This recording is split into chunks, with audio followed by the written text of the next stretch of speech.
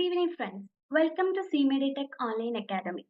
ഇന്നത്തെ ടോപ്പിക് എന്ന് പറയുന്നത് പ്രീവിയസ് ആയിട്ട് ചോദിച്ചിട്ടുള്ള PSC ക്വസ്റ്റ്യൻ ആൻസർ ഡിസ്കഷൻ ആണ്. Okay. So moving to the questions. So the first question is, which among the following increases in unpreserved urine? The options are A. Glucose, B. ketone bodies, C. Bacteria, and D. Cast. അൺപ്രിസർവ്ഡ് ആയിട്ടുള്ള urine എന്ന് പറഞ്ഞാൽ preservatives ഒന്നും add ചെയ്യാത്ത യൂറിനിൽ ഏത് component ആണ് increase ആവുന്നത്? Glucose ആണോ, ketone bodies ആണോ, ബാക്ടീരിയ ആണോ, കാസ്റ്റ് ആണോ? So the answer is bacteria. Unpreserved ആയിട്ടുള്ള യൂറിൻ ഇൻക്രീസ് ചെയ്യുന്നത് ബാക്ടീരിയ ആണ്.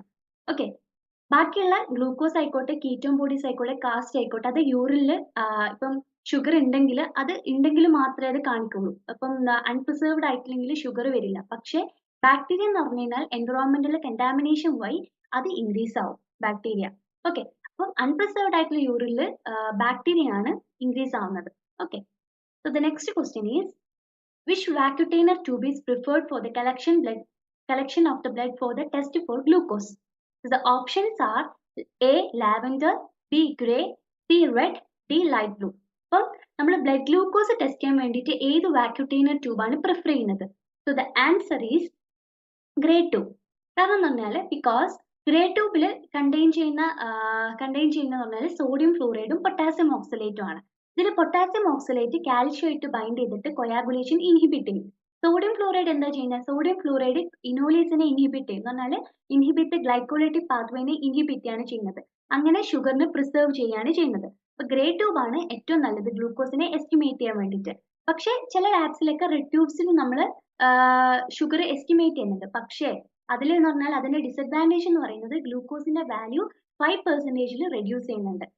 അതുകൊണ്ട് തന്നെ ഷുഗർ എസ്റ്റിമേഷൻ, ബ്ലഡ് ഗ്ലൂക്കോസ് എസ്റ്റിമേഷനിൽ ഏറ്റവും നല്ലത് എന്ന് പറഞ്ഞു കഴിഞ്ഞാൽ ഗ്രേ ട്യൂബ് ആണ്. Okay, so the next question is, primitive hematopoiesis occur in the options are A. bone marrow, B. fetal liver, C. yolk sac, and D. brain. ഇപ്പൊ primitive ആയിട്ടുള്ള haematosis നടക്കുന്നത് ഏതിലാണ്? യോക്ക് സാക്കിലാണ്. സോ യോക്ക് സാക്കിലാണ് primitive ആയിട്ടുള്ള haematopoiesis നടക്കുന്നത്. കാരണം എന്ന് പറഞ്ഞു കഴിഞ്ഞാൽ haematopoiesis take place in the yolk sac between the period from gestation period to first few weeks വരെ ഹെമറ്റോപോയിസിസ് യോക്ക് സാക്കിലാണ് നടക്കുന്നത്. സ്പ്ലീനിലും ലിവറിലും എന്ന് പറഞ്ഞു കഴിഞ്ഞാൽ ഒരു 3rd month of the gestation to 2 weeks of the birth വരെ സ്പ്ലീനിലും ലിവറിലും ജനറലി നടക്കുന്നുണ്ട്. പക്ഷെ ഏറ്റവും നല്ല പ്രിമിറ്റീവ് ആയിട്ടുള്ള ഹെമറ്റോപോയിസിസ് നടക്കുന്നത് yoke സാക്കിലാണ്.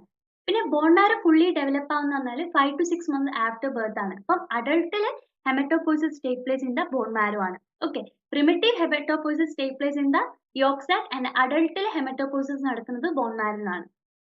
Okay, so next question is, a stainless steel pressure cooker is used in the immunohistochemistry lab for options A. heat fixation, B. antigen retrieval, C. protein blocking, D. enzyme blocking. So immunohistochemistry നമ്മൾ stainless steel pressure cooker എന്തിനാണ് use ചെയ്യുന്നത്? The answer is antigen retrieval. ആന്റിജനെ retrieve ചെയ്യാൻ വേണ്ടിയിട്ടാണ് നമ്മൾ stainless steel pressure cooker use ചെയ്യുന്നത്. Okay, അപ്പൊ അത് ഓൾമോസ്റ്റ് എല്ലാ ഇമ്മ്യൂണോഹിസ്റ്റോകെമിസ്ട്രി ലാബിലും നമ്മളൊരു പ്രഷർ കുക്കർ ആ ഒരു പ്രിൻസിപ്പിൾ വെച്ചിട്ട് സ്റ്റെയിൻലെസ് സ്റ്റീൽ പ്രഷർ കുക്കർ ആണ് നമ്മൾ യൂസ് ചെയ്യുന്നത്. Okay, next question is, the optimal concentration of the ADTA for as an anticoagulant dash milligram per ml of the blood. The options are A. 0.5 milligram per ml, B. 1.5 milligram per ml, C. 5 milligram per ml, D. 0.15% ആണ്. So the EDTA എന്ന് പറയുന്നത് EDTA optimal concentration എത്രയാണെന്നാണ് question. So the answer is 1.5 ആണ്. Optimal concentration എന്ന് പറഞ്ഞാൽ 1 to 2 milligram per ml ആണ്. അപ്പോൾ ഇവിടെ ഓപ്ഷൻസ് നൽകിയത് 1.5 ആണ്.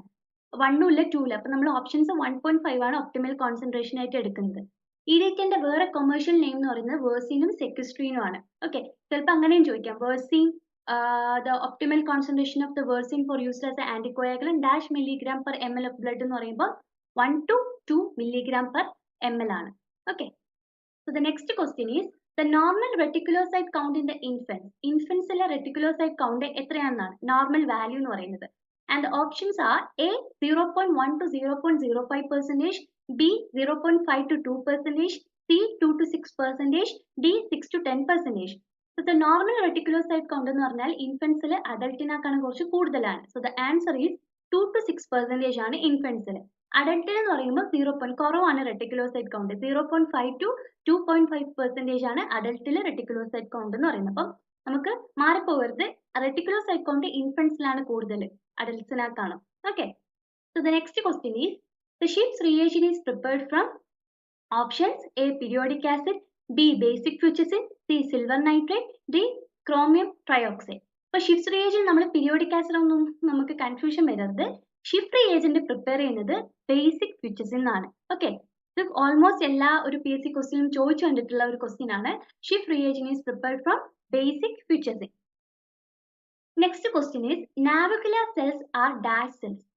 Okay, the options are: A intermediate squamous cell, B parabasal cell, C metaplastic squamous cell, D atypical squamous cell. So the navicular cells എന്ന് പറയുന്നത് ഏത് type of cell ആണ്? So the answer is intermediate squamous cell ആണ്. Okay, so the next question is the most commonly used anticoagulant for coagulation study. Coagulation study യിൽ നമ്മൾ most commonly use ചെയ്യുന്ന anticoagulant ഏതാണ്? So the options are: A heparin, B EDTA, C trisodium citrate, D double oxalate. അപ്പോൾ coagulation studies ൽ നമ്മൾ ഏത് anticoagulant ആണ് use ചെയ്യുന്നത്? The answer is trisodium citrate. Trisodium citrate എന്ന് പറയുന്നത് ബ്ലൂ കളർ ട്യൂബ് ആണ്, anticoagulant ട്യൂബ് ആണ്. അതിന്റെ പെർസെന്റേജ് എന്ന് പറയുന്നത് 3.2% trisodium citrate ആണ് നമ്മൾ യൂസ് ചെയ്യുന്നത്. അത് 1:9 റേഷ്യോ ആണ്. എന്ന് പറഞ്ഞാൽ 0.5 ml സിട്രേറ്റും is to ratios to 4.5 ml blood ആണ്. അപ്പം ട്രൈസോഡിയം സിട്രേറ്റ് 3.2%, 1:9 റേഷ്യോ ആണ്. അങ്ങനെയും ക്വസ്റ്റ്യൻസ് ചോദിക്കാം. ഓക്കെ, എത്ര പെർസെന്റേജ് ട്രൈസോഡിയം സിട്രേറ്റ് ആണ് കൊയാഗുലേഷൻ സ്റ്റഡീസിൽ യൂസ് ചെയ്യുന്നത്? That is 3.2%. And what is A ratio? 1:9 ratio. Okay, next question is super antigen is produced by options are: A streptococcus pyogenes, B salmonella typhi, C vibrio cholerae, D staphylococcus epidermidis. ഇപ്പൊ super antigen എന്ന് പറയുന്നത് ബാക്ടീരിയോളജിയിൽ super antigen ഏത് bacteria ആണ് produce ചെയ്യുന്നതാണ്. Okay, so the answer is, നമുക്കൊരു confusion വരാൻ പാടില്ല. The answer is streptococcus pyogenes. നമുക്ക് കൺഫ്യൂഷൻ വരുന്നത് സ്ട്രെപ്റ്റോകോക്കസ് ആണ് സ്റ്റെഫിലോകോക്കസ് ആണ്. പക്ഷേ പയോജീനസ്, സ്ട്രെപ്റ്റോകോക്കസ് പയോജീനസ് ആണ് സൂപ്പർ ആന്റിജൻ പ്രൊഡ്യൂസ് ചെയ്യുന്നത്. അതുപോലെ തന്നെ വേറൊരു ബാക്ടീരിയ സൂപ്പർ ആന്റിജൻ പ്രൊഡ്യൂസ് ചെയ്യുന്നത് എന്താണ്? സ്റ്റെഫിലോകോക്കസ് ഓറിയസ് ആണ്. പക്ഷെ നമുക്ക് ഓപ്ഷൻസ് ഉള്ളത് സ്റ്റെഫിലോകോക്കസ് എപ്പിഡെർമിഡ്സ് ആണ്. അപ്പൊ അത് കൺഫ്യൂഷൻ വരരുത്. സൂപ്പർ ആന്റിജൻസ് പ്രൊഡ്യൂസ് ചെയ്യുന്ന രണ്ട് ഗ്രാം പോസിറ്റീവ് ബാക്ടീരിയ ആണ് സ്റ്റെഫിലോകോക്കസ് ഓറിയസും സ്ട്രെപ്റ്റോകോക്കസ് പയോജനസും. ഇതൊരു പൈറോജനിക് ആയിട്ടുള്ള എക്സോട്ടോസിൻ പ്രൊഡ്യൂസ് ചെയ്യുന്ന അതാണ് സൂപ്പർ ആന്റിജൻ എന്ന് പറയുന്നത്.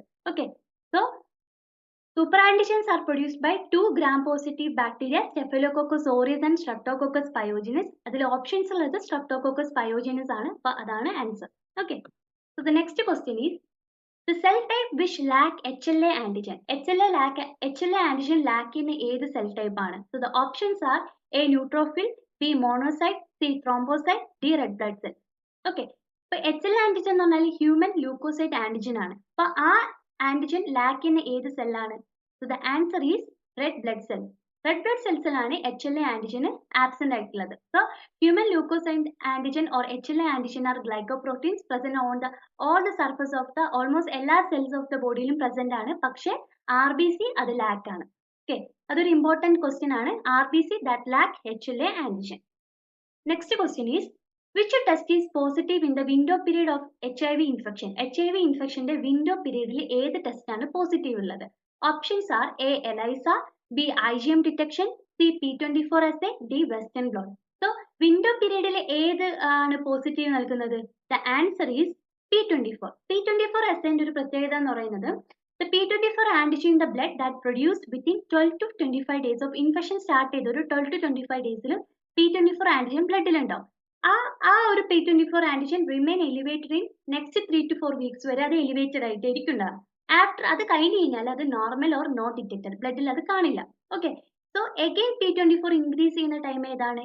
At the end stage of എയ്ഡ്സിന്റെ അക്യൂട്ട് ഇമ്മ്യൂണോ ഡെഫിഷ്യൻസി സിൻഡ്രത്തിന്റെ എൻഡ് സ്റ്റേജിലാണ് P24 ഇൻക്രീസ് ചെയ്യുന്നത്. So positive during window period of the disease. അപ്പം HIV-ന്റെ വിൻഡോ പീരീഡിൽ നമുക്ക് പോസിറ്റീവ് നൽകുന്നത് P24 ആന്റിജൻ ഡിറ്റക്ഷൻ ആണ്. ഓക്കെ, അപ്പോൾ വിൻഡോ പീരീഡിൽ എലൈസിൻ തരില്ല, IgM നമുക്ക് ഡിറ്റക്ട് ചെയ്യാൻ പറ്റില്ല, പ്രോട്ടീൻ വെസ്റ്റേൺ ബ്ലോട്ടും നമുക്ക് ഡിറ്റക്ട് ചെയ്യാൻ പറ്റില്ല.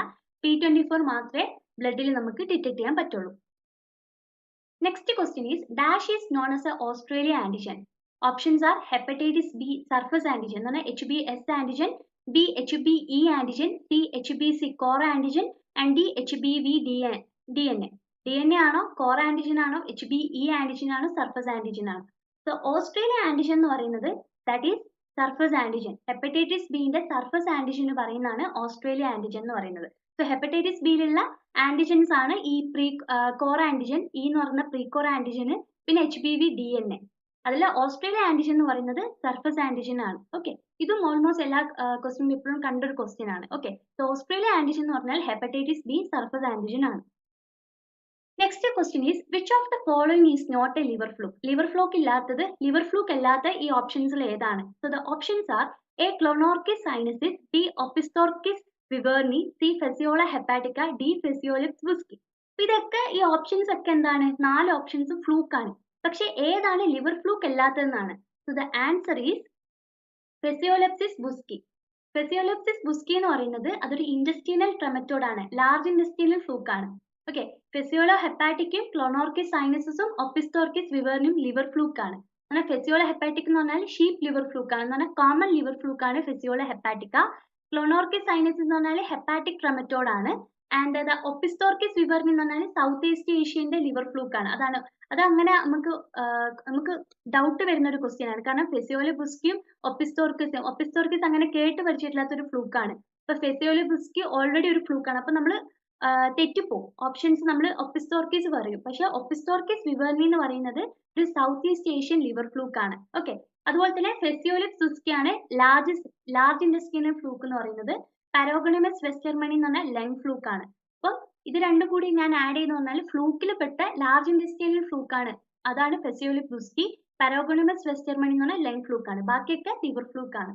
Okay, so next question is single most important agent of traveler's diarrhea. The options are enterotoxigenic E. coli, B. enteroaggregative E. coli, C. Campylobacter jejuni, D. Salmonella typhimurium. എന്ന് പറഞ്ഞാൽ travellers diarrhoea cos ചെയ്യുന്ന ഏത് most important agent ഏതാണ്? ഇപ്പൊ travellers diary ഈക്കോളെ cos ചെയ്യുന്നുണ്ട്. അപ്പം അതിൽ തന്നെ ഏത് സ്ട്രെയിൻ ആണ്? That is enterotoxigenic E. coli ആണ് മോസ്റ്റ് കോമൺ പത്തോജൻ. വേൾഡ് വൈഡിൽ ട്രാവലേഴ്സ് ഡയറിയ കോസ് ചെയ്യുന്നത് enterotoxigenic E. coli ആണ്, followed by Campylobacter jejuni, Shigella and Salmonella species.